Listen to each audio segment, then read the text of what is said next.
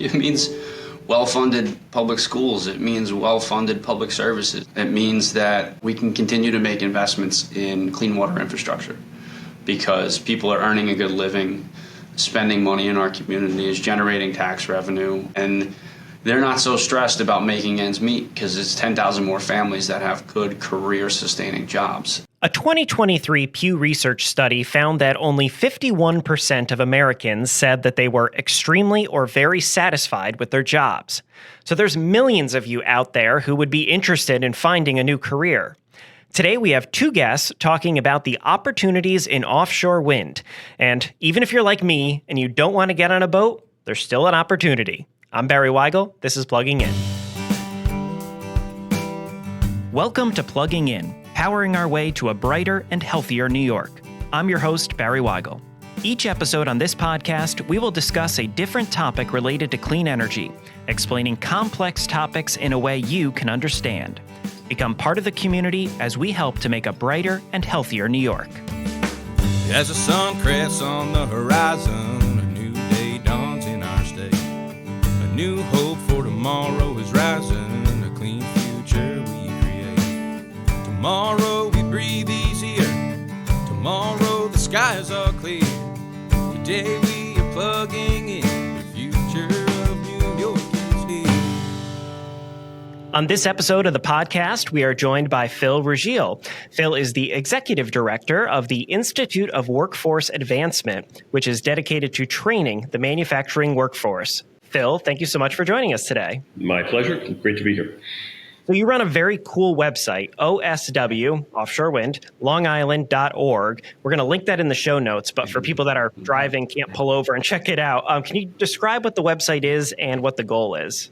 Sure. The website is a tool meant to be used by all different ages as a way for people to determine, if there's a career path for them within this industry and what those career options might be and what kind of skill sets they need to be able to obtain those jobs. And it's all based on, what makes it kind of fun is it's all based on questions we ask you about where you are in your life. So you're a high school student, you're a recent grad, you're a college student, you're already working in a trade, but you're interested in maybe pivoting into a new industry, right?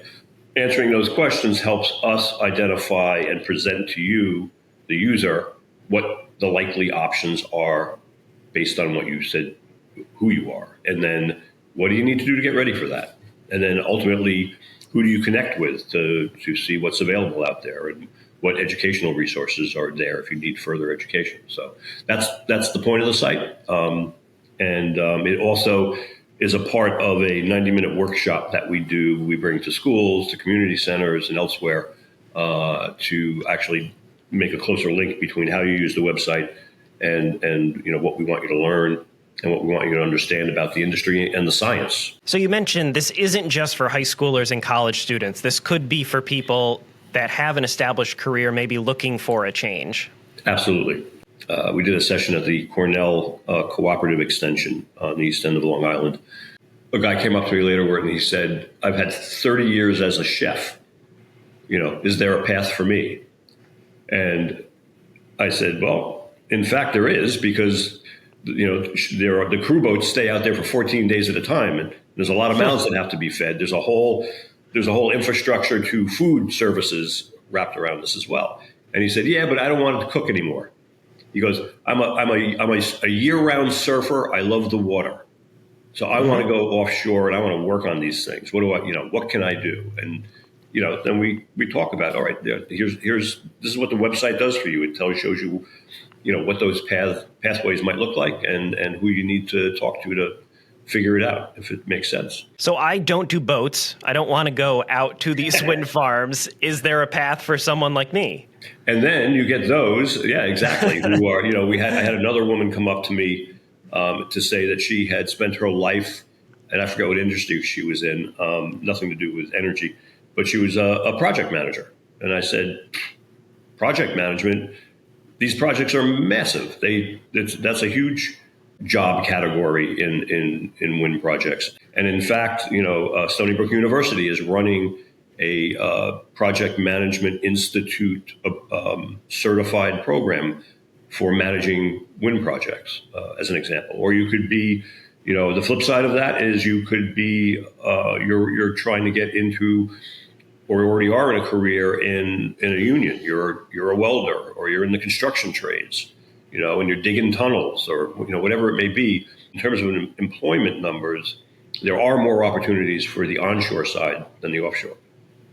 Okay, So there's hope for me because I don't want to get on the boat. Absolutely. If you want to wear a hard hat, especially, it's hundreds and hundreds of jobs are created to do the infrastructure build out. Just that, right? The construction end of it onshore. So this is a mix of blue collar jobs, white collar jobs, good union jobs. It really spans the gambit. Yeah. Oh, yeah. And that's an important message. Is you can have an engineering background, or you can have a welding background, and you are going to find a pathway. Who are the companies that you would be applying to get these jobs? If you look at the supply chain overall, it's much like any other major industry supply chain. And so you're going to be, depending on where your interest and your background and your skills are, you could be applying for jobs in a construction company. You could be applying for jobs in a concrete manufacturer.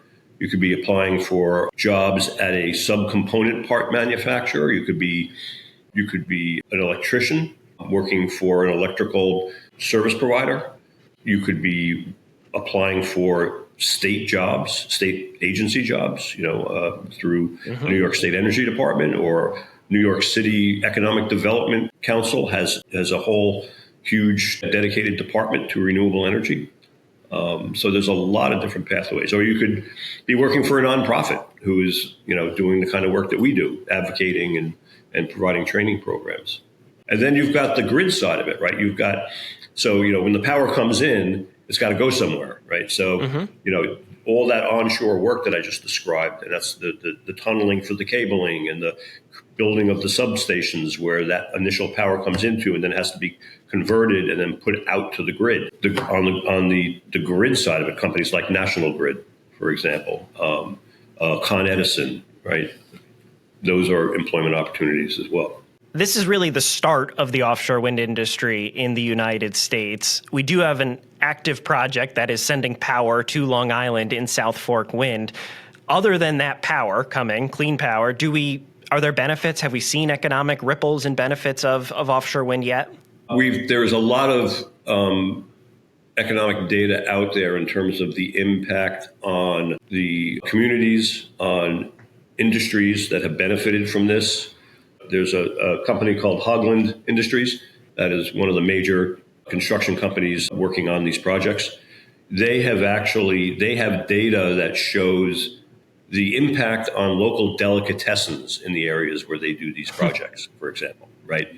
So there's very definitely a trickle down. Plus there's the marine services industry, because you got all these boats coming in and out, not just the big ships, but you've got smaller crew vessels that come in and out of smaller harbors. You've got the food services industry, you've got the marine services industry, you've got roadwork projects. There is a documented economic benefit to communities just from the one project. Perfect. And then just back to the website one more time. Is there any commitment when you sign up or you go through this tool, or is it, just a good educational resource? No, it's a free open resource, and we we were very lucky that we partnered at one point with the company who had already built out the New York State workforce, the NYSERDA workforce database, and they agreed to give us full access to their jobs content. So when you wind your way through our website and into that job that you say, oh, this looks really interesting, you can click on a link that will take you right to that job within the New York State database and provide you gruesome detail on the jobs, on all the training facilities throughout New York State that can give you the training you need. And it was great because it meant that, we did not have to replicate all this jobs data, number one, and it's up to somebody else to do that and to keep it current. And that's kind of, part of one of the things that NYSERDA does, the New York State Energy Department does.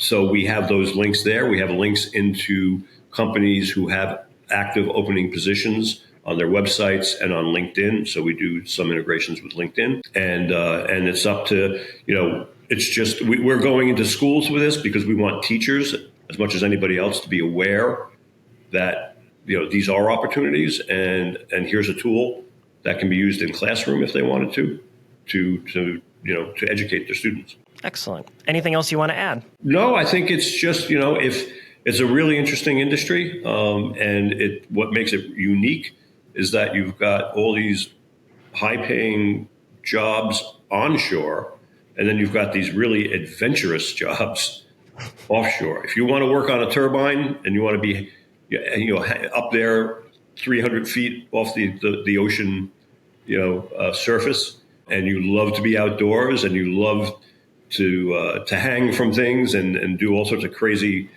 it's the equivalent of like rock climbing, right? It's an industry that just has loads of different career opportunities, and I think it's just worth checking out if you're looking to do something new. Excellent. Phil, thank you so much for joining us. You're welcome. My pleasure. On episode 2 of this podcast, Nick Guarilia and I spoke about some of the jobs and careers that offshore wind is going to create. I actually got to see some of this firsthand just a few weeks ago when I visited a job site with the Hoagland Group, where they had employed 400 people to connect the offshore power of Sunrise Wind to the grid. Joining us now on this podcast to discuss how New York's union workforce is ready to help us achieve our clean energy goals is Ryan Stanton, the Executive Director of the Long Island Federation of Labor. Ryan, thank you for joining us. Thanks for having me. Offshore wind's expected to employ about 10,000 New Yorkers in the very near future.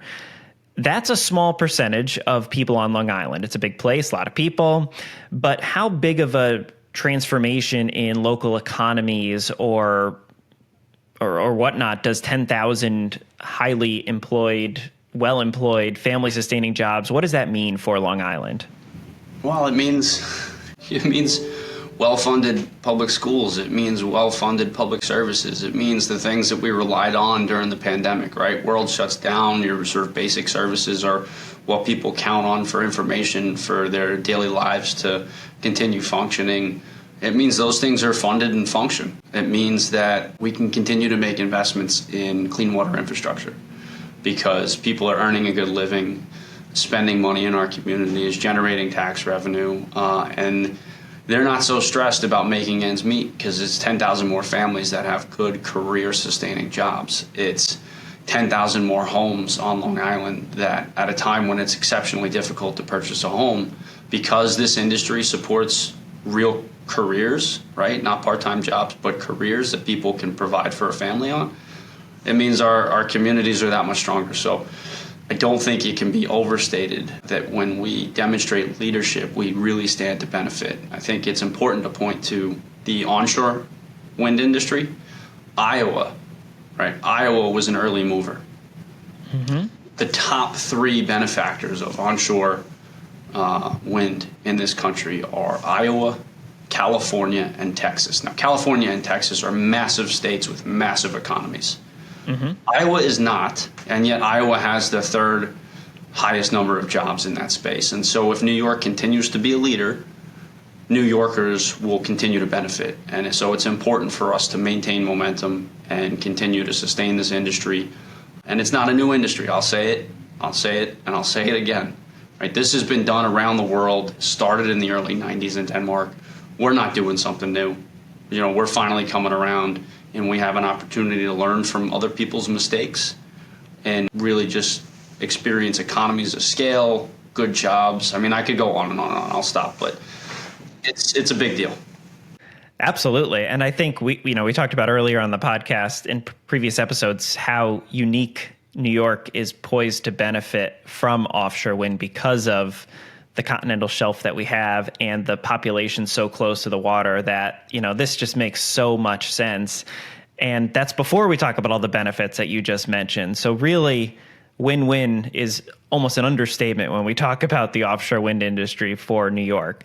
So let's talk about a little more about these jobs and how people can get involved. So talk me through how someone becomes an apprentice, or what is an apprenticeship program? Is that how you have to start? For someone who's not familiar with this, give me a little intro. Yeah, so I again, you mentioned it at the beginning, but I'm the executive director of the Long Island Federation of Labor. Everybody's familiar with unions. Unions have members. Our members are the unions themselves, right? So I have not only the responsibility, but the privilege of giving voice to pretty much everybody in a union on Long Island. And your question is, how does one become a member of those? So, focusing on the construction element, because that's at the moment what's unfolding. They're state-regulated apprenticeship programs that go through recruitments. And the more union work there is, the more recruitment there is, right? The business managers and the leaders of these individual unions, in partnership with their industry trustees, assess the industry, assess the level of work, because we have a commitment and an obligation to our members to put them to work. And so we do our best to recruit at a level that can be sustained and supported by the work being done in that craft, right? And it's not unique to one project. And what's important to remember is, somebody doesn't join a union to become an electrician on Sunrise Wind. They become an electrician. And the local union, ultimately through labor standards, one through public policy, are going to be doing the work on these offshore wind projects. So you go through your traditional apprenticeship through their traditional recruitment process. And some folks have tests and lotteries and a variety of things that are all outlined on the New York State Department of Labor website and are available to folks when they contact the different union apprenticeships. And so they go through that. They spend several years in school going to work. They earn while they learn, so they go to work during the day. They're educated at the apprenticeship schools in the evening, and obviously learn through experience as well as apprentices on the job sites, and then become journey people. And then whether it's Sunrise Wind or South Fork Wind or utility work on the grid, or building a commercial building in the Hauppauge Industrial Park, that person's going to be an electrician or a carpenter or a plumber and have that craft for the rest of their career. And that union will be committed to putting them to work for the rest of their career as a member of that local union. You mentioned you recruit responsibly, so you don't over-recruit and not have careers for people. Are you looking for people right now? Do you need help? So I don't run the apprenticeship programs. Infrastructure generally is going to see a lot of investment for a long time. I don't think it can really be overstated how much your generation, my generation, are going to reap the benefits of these policy decisions, not just now, but for our entire lifetimes. And so if they're not recruiting today, and some are and some aren't, they will certainly be recruiting into the future as long as these investments continue to get rolled out and continue to be made. Excellent. An optimistic note to end on, which is a good theme for this podcast as well, is to keep the optimism going. So, Ryan, I want to thank you so much for joining us today, and we'll have you back to talk more supply chain stuff as more projects get built and we have more successes to point to. Excellent. Barry, thanks for having me. All right, Ryan, thank you. Thank you for listening to this episode of Plugging In. I hope you learned something, and I hope you share this knowledge with someone else. It would be incredibly helpful if you leave us a 5-star review wherever you found this podcast. If there's a topic you would like us to cover in the future, or have a question about clean energy, send us an email at podcast@aceny.org. You can follow us on social media using the links in the show notes, or consider joining our Clean Energy Supporters mailing list at aceny.org/support. Your support is crucial to creating a brighter and healthier New York. I'll see you next time. As the sun crests on the horizon, a new day dawns in our state. A new hope for tomorrow is rising, a clean future we create. Tomorrow we breathe easier, tomorrow the skies are clear. Today we are plugging in